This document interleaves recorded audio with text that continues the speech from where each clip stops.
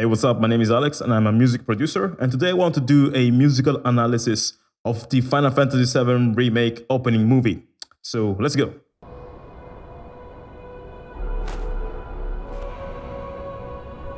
I love the choir, sounds super creepy, like church choir.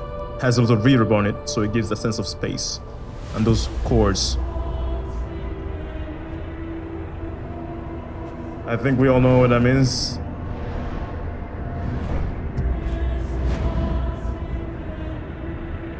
This sounds super creepy. I'm gonna tell you why in a second. So what's happening? It's like, Estuans interius. Yeah, everyone who played Final Fantasy VII knows exactly what that means. It's like, silver-haired angry guy. Actually, in Latin, it means burning inside. And it's the first vocal for One Winged Angel, which is the boss track for Sephiroth. It's the Sephiroth theme. And you see this black eagle flying over what seems to be Midgar, and you hear burning inside, and that's creepy already. But I love that sort of phrase asks a question, musically speaking, and it's replied with this sort of choir. What I love also is that underneath all of that, you feel this sort of sound that sounds like atmosphere, like, I don't know, the atmosphere of a big industry or something like this. All these like weird distorted sounds in the background. That's actually a drone. Sound design made in such a way to produce a sort of like a dark atmospheric ambience. And you can use that in music to create an anxiety. And they're using those a lot here.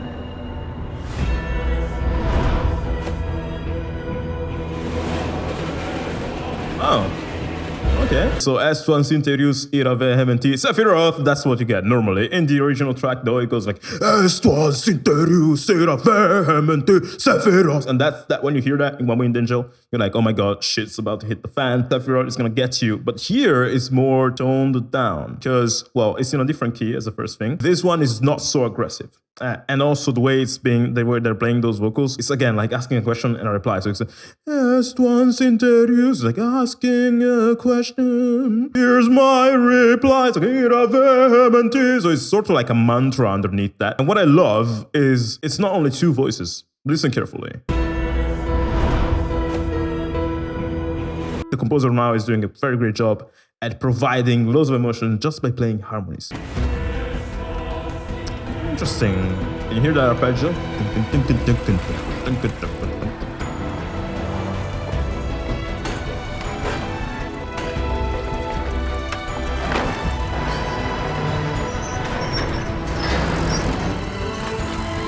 Wow. So now, I've been historically wrong about predicting what composer did what in my reactions. I always get it wrong for some reason. But I'm quite sure this one is Masashi Hamauzu because the strings totally scream Hamauzu to me. And I'm going to explain to you why later. But I love that in this part that we see Midgar now, we are hearing sort of percussion that sounds kind of like metallic, which kind of remind me of, I don't know, an industry like factory workers and stuff, like a city made of steel. Final Fantasy Remake is taking place in a world where you have high technology, but also old technology at the same time. It's kind of weird. And I feel you can feel that here in your orchestration. You have this going on.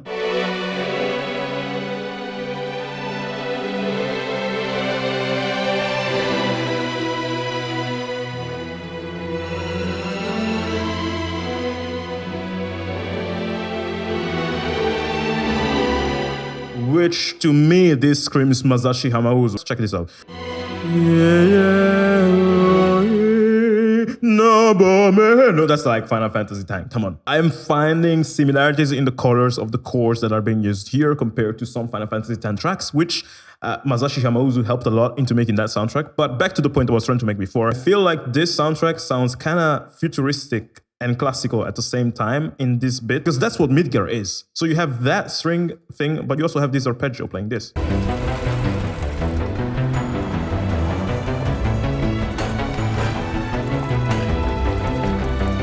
It's hidden, but it's there. Now, what I love about this arpeggio is that it kind of reminds me of another Final Fantasy VII reference, which is...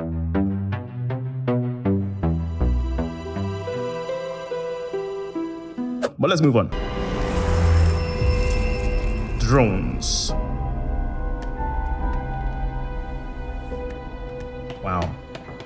That's mysterious.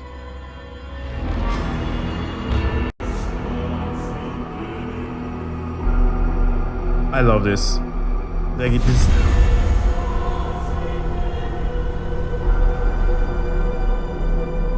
I love how much mystery this creates. Like, you know, Sephiroth, it's just like they put it in your face. Sephiroth is coming. But in terms of music, this is sort of what happens. Okay, so you have this chord.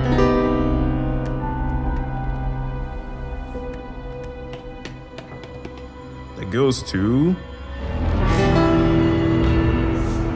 It's a beautiful resolution. Then it moves again to... And you're like, what's this? What's gonna happen? Oh my god.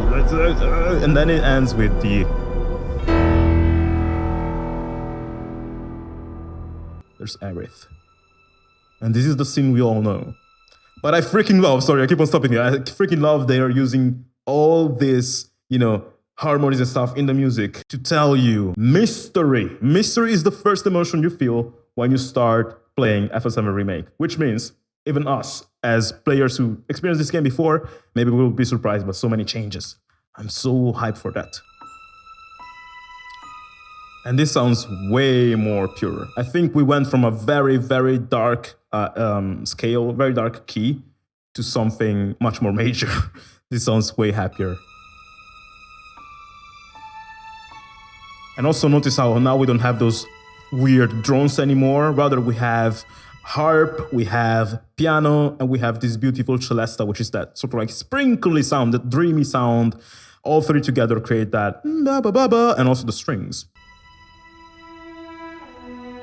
Yep. The creepiness is back.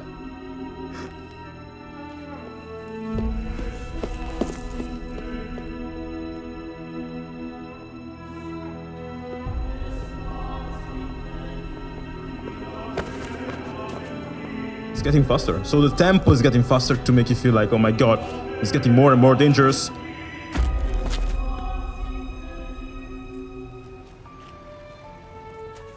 Okay, go back to being calm again.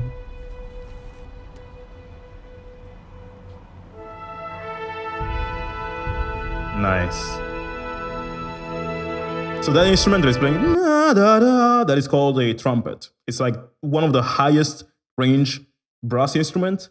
It's like the annoying kid that screams the highest. But actually, when you use it so softly, it can be very solemn and you can hear it very clearly in the orchestration. And I love that I used it now. It sounds awesome. I love it. Can you hear the strings underneath that?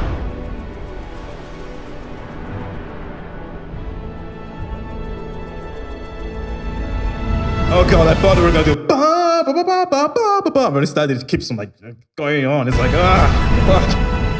Come on. God. Wow. What the hell? Like, so what Masashi Hamauzu is doing here is like, it's like he needs to follow this scene, which is longer than the original. So he's like teasing us and teasing us. But this doesn't get boring because there's some strings underneath that are doing some very beautiful harmonic movements. That's so beautiful. I love this passage. It just adds so much to our track here.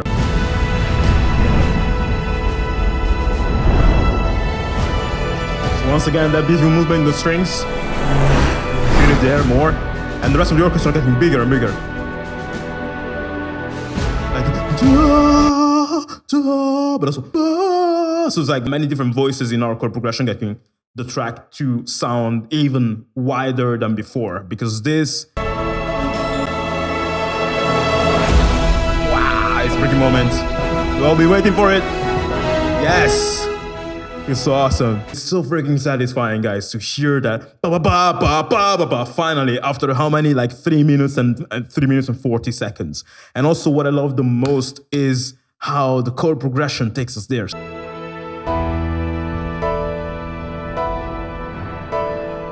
Nice, beautiful, dynamic movement. And now we're like uplifted.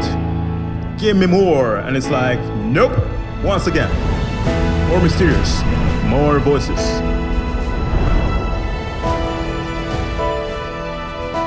Okay, this is the time.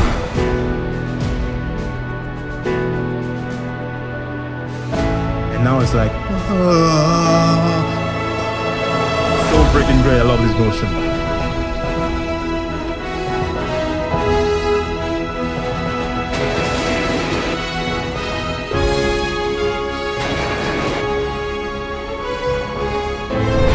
It's like after all that uplifting emotion that has been going on for like 3 whole minutes, that ends with that beautiful succession of chords that bring you to experience a much brighter color with that super awesome brass. Ba, ba, ba, ba, ba, ba. Then you sink down with the ba. It's like, wow, it's like, I don't know, a super emotional roller coaster. It gets you so high and then you fall down into the darkness of Midgar. Like I never thought about this, but the music gets so much more epic as we get, you know, closer to the stars, up in the sky, and we see the whole Midgar, and it's this sense of epicness. And then as you fall down and you become, you know, acquainted with the perspective of Cloud, now it gets much more darker, but still epic.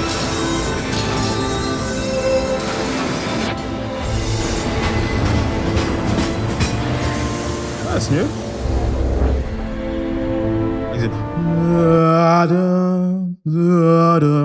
Those are called crescendos. It's when you do these sort of like motions. And again, that adds color and it makes it even more cinematic than it was ever.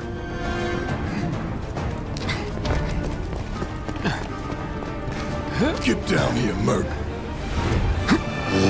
Man, that was freaking epic. Like, check out what the strings are doing as Cloud jumps out.